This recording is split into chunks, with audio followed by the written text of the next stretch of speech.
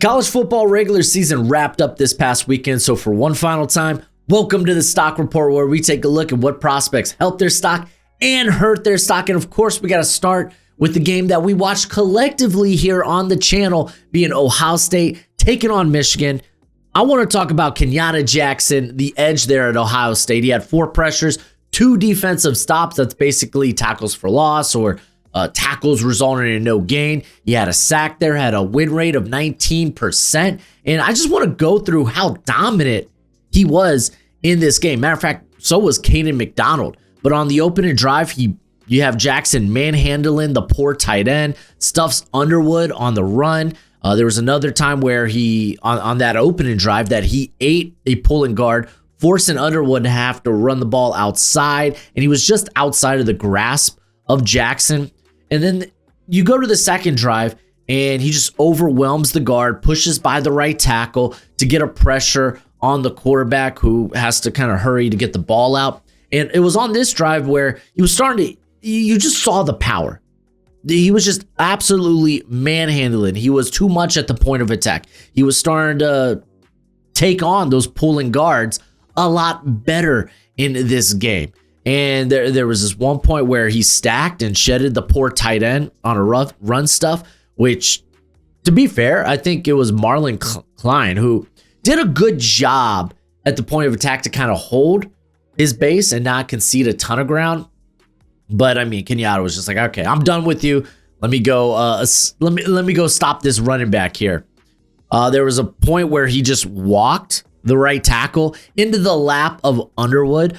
Pure unadulterated power. That's just what Jackson's game was here on the day. The very next play, he sets the edge well, while also just penetrating and getting kind of vertical into the backfield to basically, essentially, just close off any hope for the running back to bounce the ball outside. The next play, he's unblocked, and he has the running back dead to rights just to barely miss the tackle. However, he kind of stays with the play and gets the assist tackle for loss. There was this nice hezzy swim move on 3rd and 14 to disrupt the play and force a stop. The next drive, he was stout at the point of attack versus a double team. There was a bull rush on the guard that gets a quick pressure once again. He gets good leverage and push versus an extra offensive lineman. So they had 6 offensive linemen on the field, and just worked his way inside for the run stop. Same drive, he sets the edge versus the left tackle, block sheds to stop the running back when they try to break the play outside. I mean, dude, this whole game was just littered with him being dominant. He pushes past the left tackle for a quick sack, and that was his sack of the game. Again, just too strong. He bull rushed the left tackle right into the back of Underwood. Shoot, I wrote here in my notes, golly, because what else could I say? He was an absolute force. And speaking of force, and again, this is a guy that's actually not draft eligible. I think not even for the 2027 class, but maybe the 2028. And Bo Jackson, the running back for Ohio State, had himself a game. I guess I'll see you in 2028. And then we're going to jump gears to one of the night games, or one of the later games in LSU, Oklahoma, and Oklahoma safety Peyton Bowen had himself a solid game here. He had 8 tackles, 2 defensive stops, and an interception. He also had a batted ball in there.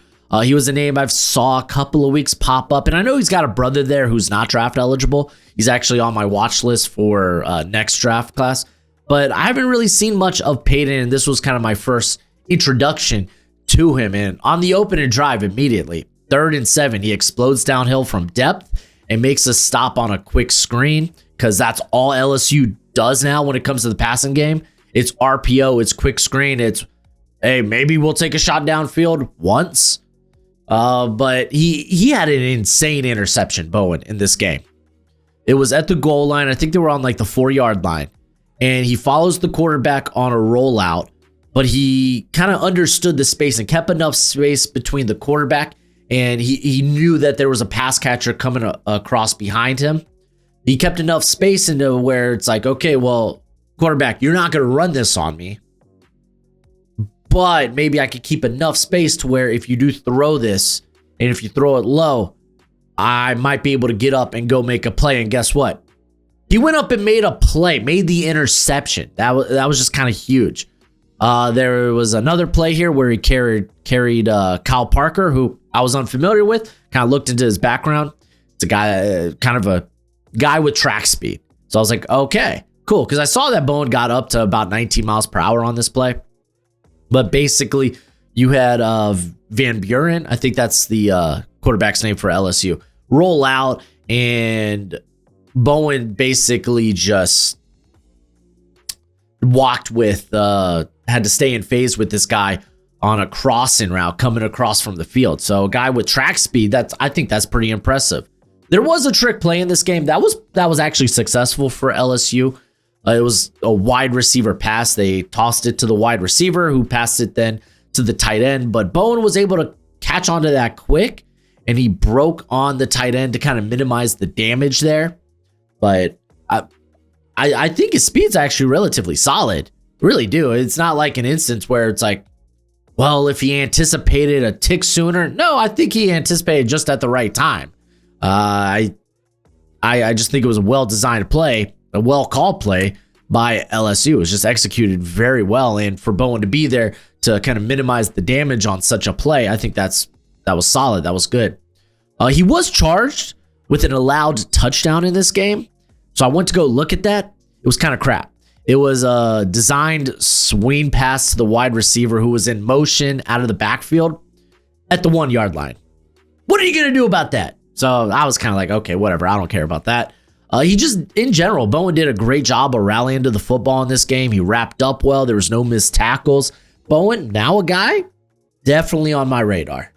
We love the NFL draft, and now my draft guide is available for purchase. It comes with over 500 player backgrounds and close to 300 player evals. It updates throughout the whole draft cycle. So when I add a new eval or I change my rankings, you're going to be the first to know. It's going to have all the pro day and combine numbers along with analytics, and it's a Google spreadsheet for right now. So you have to include your email with the purchase, but we will be switching over to a website at the end of the year. And if you get it now, it's going to be cheaper now than it will be later. It's a great way to support the channel. And as always, much appreciated, much obliged. But I want to keep talking about the safety position because Bray Hubbard was a game changer late in this Alabama-Auburn game. He's the safety there for Bama. He's coming in at 6'2", 208 pounds. He had 4 tackles, a stop, a forced fumble, and an interception. And the interception of the forced fumble came at exactly the right times. Because honestly, much of this game, and this is what's going to happen when you watch the safety position, not a lot happened. Basically, Hubbard just he did a good job of staying in position, rallying to the football when he needed to, taking precise run angles, didn't really miss any tackles, which there was one in this game. We'll get to it. But there was a fumble recovery. Honestly, this was the first play that I actually wrote down. I was like, okay, here we go. Here's some game-changing potential. It was play 46 for Hubbard, where he recovers the fumble, being in the area at the right time to come in, basically rally to help make a stop, and ball comes loose. Ends up getting ruled an incompletion, though. The very next play, he comes in for a tackle on the running back, who is basically, it's just a swing pass to the running back. And the running back actually does this nice little back juke, and Hubbard was just able to get a hand on, but it was kind of like a flyby. It probably, honestly, the only bad play I saw from Hubbard on this night. Because I think this was the same drive. Yes, this was the very same drive. Right place, right time for the interception. The ball bounces out of the hands of the wide receiver, who basically just runs a little hitch, and just the ball, boop, bounces up. There's Hubbard there to get the interception. And then, of course, essentially what put the nail in the coffin of Auburn, they would get another opportunity, but there was like 10 seconds left on the clock. But he forces essentially the game-sealing interception, just putting his helmet on the ball. Also helped me hit my parlay for that night. If you didn't know, now you know. I took Alabama -6.5, Ohio State -9.5, Miami -16.5. That's right, I bet that sucker up. Missouri -2.5, Oregon -6.5, and then randomly Kenyatta State -1.5. I thought, well, they win, they get in. I think to the what would that be? Not the Sun Belt. Conference USA championship game. That game went into double overtime too, so it's kind of a butt clincher.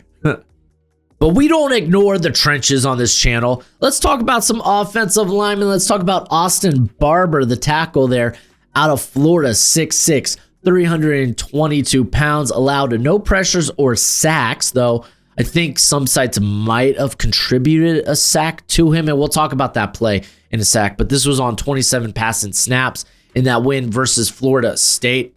And Barber kind of needed this. He's been very penalized this season. He's had some good and some bad. For me, he was kind of firmly maybe this early day 3 mix. And we'll talk about where he can maybe end up a little bit later. But first drive, latches on, walls the defender off.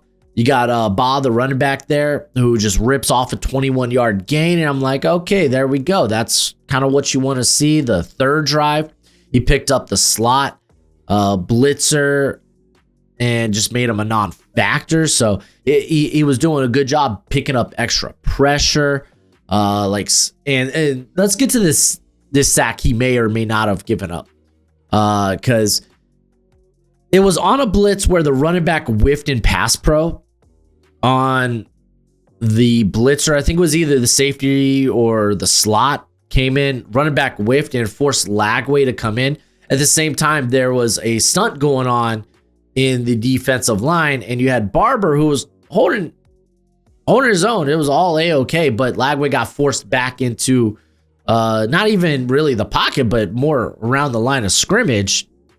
And this guy just kind of stumbled himself into a sack. Not Lagway, but the defender. So I'm like, I don't really feel like that's on Barber. I guess he allowed the sack, but I don't know. I feel like that was more on the piss poor pass pro from the running back. But hey, that's just me. It is what it is. But dude, while he doesn't get much push in the run game, or at least he didn't this game, he latches on well, and he gets good torque in his hips, in his hands to be able to wall off defenders to open up daylight for the running back. This was a great game, honestly, to end the season on. And he's firmly won't be in the first round mix. At least he won't be for me. I can see him sneaking into day 2 because there's a lot of questions in this offensive tackle class. And I say tackle because there's a lot of guys that are high up at the top with, not even high up at the top, but guys you regard as first rounders or day 2 prospects who might have questionable arm length. So this was a really good game for Barber to go out on. But let's go back to Friday. We're still talking about offensive line because Trevor Goosby, I thought, had himself a game for Texas, taking on Texas A&M. He's 6'7", 309, by the way, but allowed a pressure and no sacks, and this was on 38 passing snaps. And I thought he had a phenomenal game against a very good pass rush from Texas A&M. Again, if you're unfamiliar with Trevor Goosby, I've been talking about this guy all stinking year. He's a guy that I planted my flag in coming into the season. He's had, I think, a quality year outside of like a hiccup in the Florida game, but he checks a lot of boxes in terms of size, length. He's a great athlete who will sink his hips well. He strikes with very quick hands, and he just had a really good game. And he had a couple of reps, quite a few reps actually, against Cassius Howell, who's, again, another guy who's being talked about in this first round. And there was one rep where Howell comes in hot. He should. He's explosive as hell. He gets into Goosby's pads, but Goosby's able to kind of reset his hands, get into the pads of Howell, and chuck him to the ground. I'm like, hell yeah.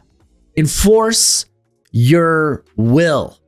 There was another rep against Howell where, and funny enough, this was the charged pressure for Goosby.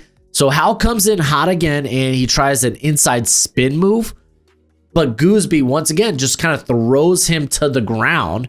But since Arch was stepping into the pocket trying to get away, I guess they classified this as a pressure because, yeah, Arch was in the air. Arch was trying to run out of dodge. So is what it is. Goosby was having his way with Hal through this game. There was another instance where I don't think they didn't call this one. Honestly, this one felt more like a pressure than the one that actually got classified as a pressure. But he was pushed vertically, but he held up well. Solid anchor. Arch tried to climb the pocket because of pressure on the other side that was coming on the outside. And Goosby just kind of got caught off balance, being pushed vertically and trying to lean in. So kind of like stumbled a bit when the defender was like, oh, there's Arch and the pocket. I'm just going to kind of disengage here and go there. Listen, Goosby does need to continue to add play strength. And he's not going to consistently generate movement on your like traditional, maybe like drive or down blocks. But he's a great puller. He climbs to the second level exceptionally quickly. The pass pro has been really good this year. I would take Goosby in the first round.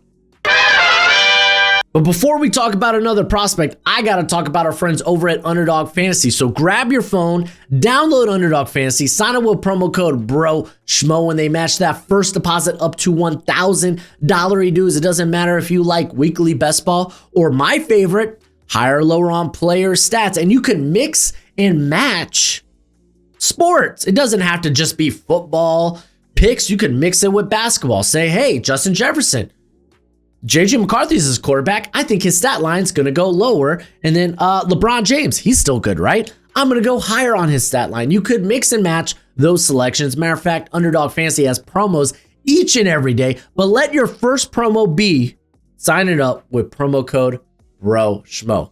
As always, play responsibly and play within your means. And we're going to stick with this Texas game and talk about Quintrevion Wisner, the running back there for Texas. He's 6 foot, 194 pounds. He had 20 carries in this game for 162 yards and 2 receptions for 19 yards. He didn't really get going until later in the game when he ripped off an 8-yard run, and it was kind of on a nice stutter step jump cut. And from there, he just started gaining yards in chunks, right? He broke a 12-yard run to the outside. Forced the defender to miss by just kind of tempoing his pace. And he was like, oh, I'm going slow, I'm going fast, I'm going slow. No, I'm going fast. And he kind of wins the corner that way. He ripped off a 48-yard run where he got up to 20 miles per hour. Great patience to wait for his rush lanes to develop. And I mean, that's just kind of what Wisner is. He's not going to wow you in many areas, right? But he's a one-cut between the tackles, just bruiser, grinder. He will grind out some tough yardage. To put this game away at the end of near the end of the game, he rips off gains of 6 yards, 16, 18, 11, 7 yards. And again, those were the last few drives. But he's not going to wow you. I think he's firmly, if you're going to talk about him as a prospect, firmly a day 3 guy. And he might not even be necessarily a 3-down guy, because while he gives great effort in pass pro and he does a good job of keeping a keen eye for blitzers, there was a pass pro rep in this game where he's anticipating pressure to come from one area, and then when it comes from basically the opposite side, he's able to get over and actually kind of shield Arch from that defender. Granted, it did force Arch to have to kind of like scurry and move, but still, I thought it was a good pickup to kind of help at least keep the play alive for Arch. But he does regularly get bodied in pass pro. The effort's there, but he's also 194 pounds, so he can get pushed around. But Wisner, this was a really good game for him, probably his best game of the season. Firmly, though, a day 3 guy. But let's talk quarterbacks, because, shoot, everybody loves talking quarterbacks. And there has to be some downs on this list. So let's talk Fernando Mendoza out of Indiana, 6'5", 265 pounds. They blew out Purdue, but it's not like I think he was good in this game. I think it was actually the contrary. This felt like a game where he was just completely off. He went 8 for 15 for 117 yards, 2 touchdowns. He had 27 rushing yards, had another touchdown on the ground. And let's just go through some of the throws here. So he forced a back shoulder throw to Elijah Surratt that was almost picked off early in this game. I think this was actually his first throw of the game. And a big reason why, well, it was well covered by the corner, but Mendoza also threw that sucker inside. You need to be throwing that a lot closer to the sideline. The next play, he threw one up for grabs. But to be fair, benefit of the doubt, there was definitely an offsides penalty not called here. So I guess he was just kind of like, okay, free play. Let's just chuck it up, see what happens. But ends up probably getting ruled a turnover worthy throw because, well, yeah, there was no penalty and he kind of threw it into double coverage. There was one play where he's rolling out and just badly underthrew a wide open Omar Cooper. There was a 3rd and 8. Mendoza, he's just holding on to the ball for way long. And he has Surratt underneath if he just kind of wants to check it down to him. And Surratt's big, he's strong. He would just have to probably gain another 2 yards through contact to get the first down. But instead, Mendoza tries to force it into tight coverage on a crossing route with multiple Purdue defenders in the vicinity. So just not a good decision on his part. The next drive, he forces a throw on a crosser to Omar Cooper. The defender undercuts it. Probably should have been picked off. So we're already talking about at the very least 2, maybe 3 passes that should have been picked off. And I'm just going to say this. If he pulls this crap against Ohio State, then, dude, that defense is going to feast. It's going to feast. That's just true. That's just going to be the case. The next play, he just feels like he was off rhythm and just not in sync. It looks like Cooper's going in on a quick slant, and you look at it, it's like, okay, he threw it behind him, or maybe he was expecting Cooper to sit on that route. Like there was just on this day when it came to the passing game, it didn't feel like they were. I didn't feel the chemistry. I just didn't. Matter of fact, I mean, we could talk about the the insane Omar Cooper catch and run. There was the 43-yard touchdown that Mendoza threw. He sailed that sucker. Like Omar Cooper should have had a walk-in touchdown. Instead, he was put in a contested catch scenario where then he had to break some ankles, make a couple of guys miss, and then take it to the end zone. So, hey, great highlight play for Omar Cooper, but it's like, Mendoza, what are we doing here? Now, hey, it was nice to see him get going in the run game. There was a nice 7-yard rushing touchdown off of kind of an RPO type of play. There was a good decision in this game where he kind of pump faked, tucked it, ran it for 20 yards. So I guess those are his two rushes that equate to 27 yards. But man, you look at this performance from Mendoza and it's just like, it's not the performance that I'd want from a guy that you would consider a first overall pick. Like, honestly, Dante Moore had a really good game against Washington. And you go look at, we talked about the Alabama-Auburn game earlier, and Ty Simpson kind of had an uneven performance, but to be fair, it's like there were some drops in that game. Simpson, it still feels like Simpson and just this receiving core are struggling to hit throws downfield. That's kind of been the case since maybe the South Carolina or even the Georgia game, where it's like, okay, the struggles downfield are right now kind of real for Ty Simpson and company. But yeah, it just wasn't a great day. And I don't know. I kind of feel vindicated watching. Again, I watched Mendoza, I watched Simpson this week, I watched Dante Moore, and I was like, yeah, no, if I'm going to take a shot on a guy, I think Dante Moore would be him. But let's stay with this quarterback class because Trinidad Chambliss had himself a day right before Lane Kiffin decided to go to LSU. But Chambliss played really well. They were talking on the broadcast that, he might end up, he's going to try to get a waiver to play again next year. So that's something to watch out for. But he's coming in at 6 foot, 200 pounds. He threw for 359 yards, 4 touchdowns. And man, the opening drive, he had a nice pass on 3rd and 5 that goes for 34 yards to Harrison Wallace, who had multiple drops on this day, by the way. But dude, the zip was there. I liked it. He had a beautiful pass in the back of the end zone to Striblin for a 24-yard touchdown.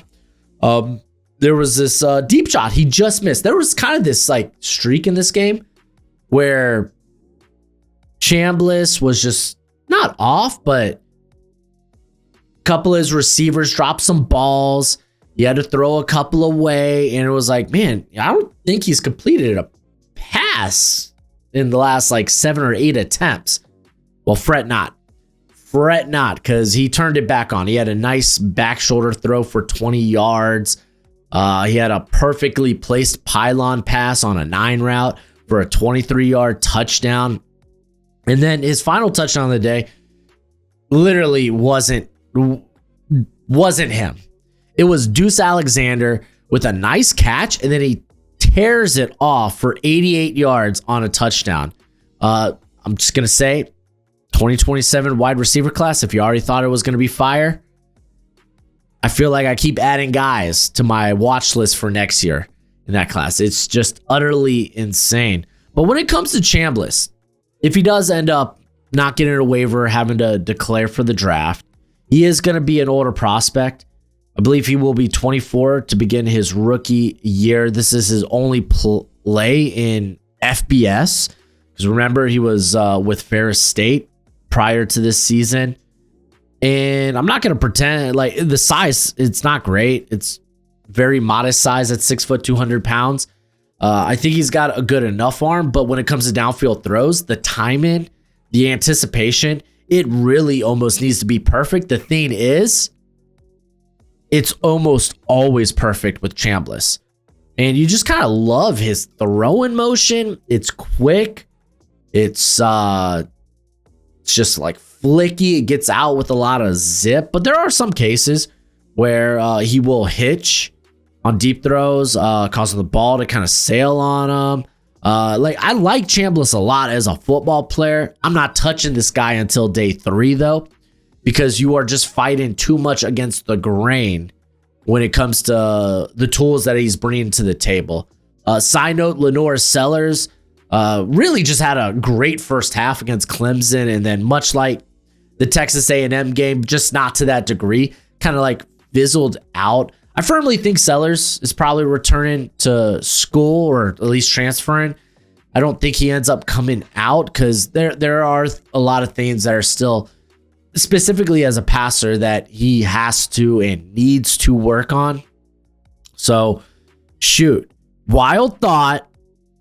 Will Stein, the quarterback whisperer there at Oregon, taking the head coaching job at Kentucky. Lenore Sellers transfers to Kentucky? I don't know. That just popped into my head, and I just wanted to put it out there in the universe. And then I want to wrap up talking about a couple of the pass rushers in this class. TJ Parker had easily his best game of the season against South Carolina. He's 6'3", 265 pounds. He had 8 pressures, 4 sacks, 2 defensive stops, and a pass rush win rate of 16.2%. And let me tell you, I didn't really need to watch this whole game, or at least all of Parker's reps, because he dominated so much and so thoroughly throughout this game that I was like, okay, I imagine it's more of the same. And you know what?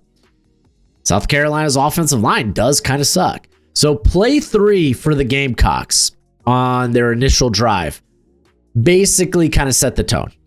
Wasn't a official pressure, I think, but Parker easily chopped the hands of the right tackle and got past him. It was just the ball was out real quick.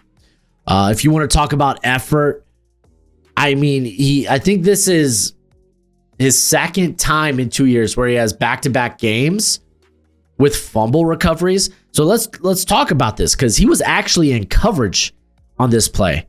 So the ball is at like the Gamecock 12, right? And Parker's covering a pass catcher in the flat. Sellers completes a ball downfield for the first down. It's about 20-ish yards downfield, but the ball comes loose. So again, Parker's probably at the 12-yard line when this ball is thrown. The ball comes loose.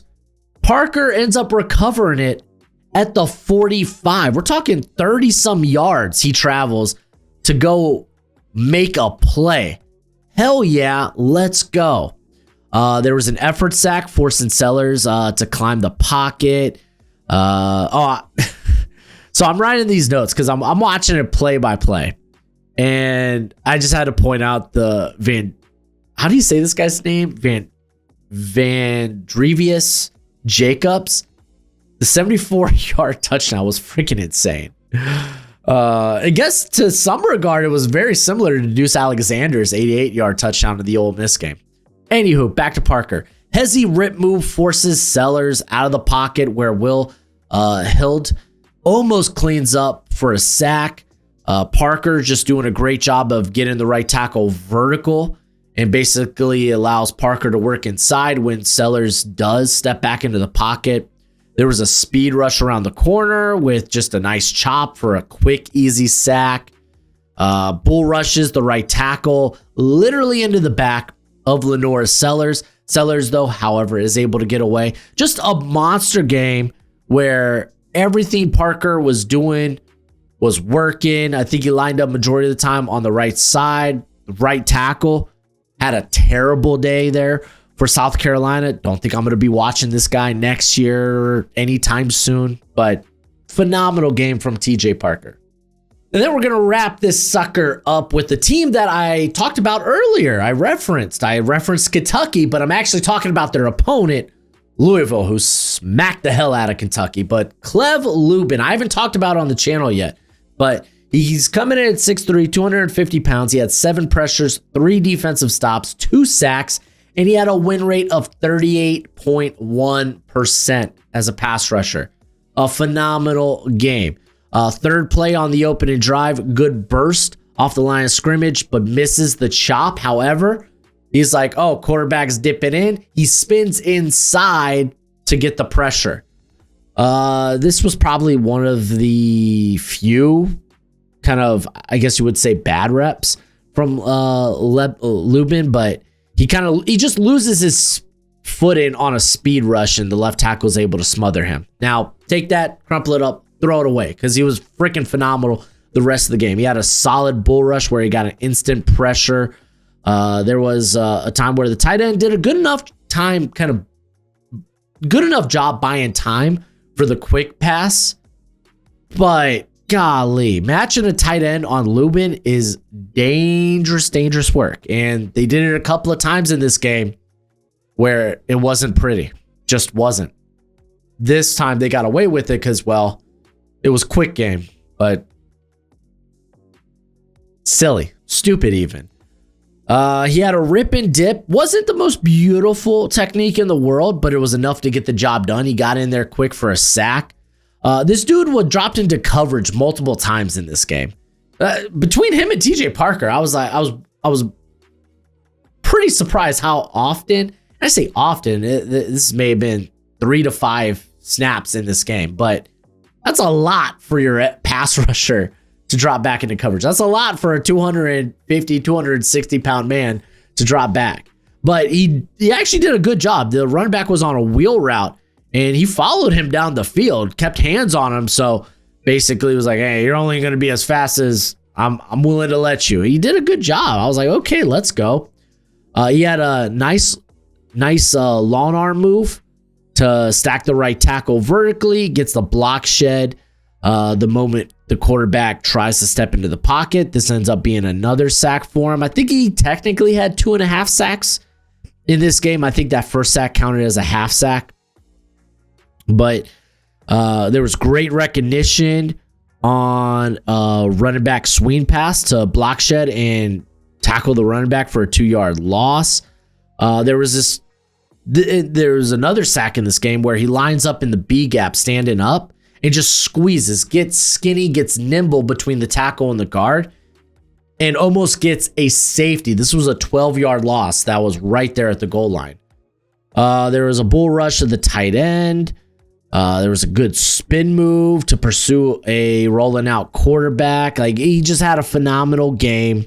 He was unstoppable. We haven't really talked about Lubin before on this channel. I think Hail Mary Sports first brought him up in our 3-round mock draft. I hadn't got into his tape yet, but since then I have done an eval on him. He has the ability to be bursty and explosive off the line. It's just very inconsistent. And where he really wins is just with physicality. Like, he is violent and relentless, though he does need to kind of clean up and polish up on some of his pass rush moves. And I think I more so have him as a fringe day 2 player, someone who can maybe sneak into day 2. But great game from Lubin. And that's it for the video, and that's it for Stock Report. We're done with Stock Report for the year. Another good year where we're keeping track of what players are trending up and trending down, getting some new names out there. This is one of my favorite series on the channel, so give it the love that it deserves. But as always, until next time, you be easy, my friends. Later.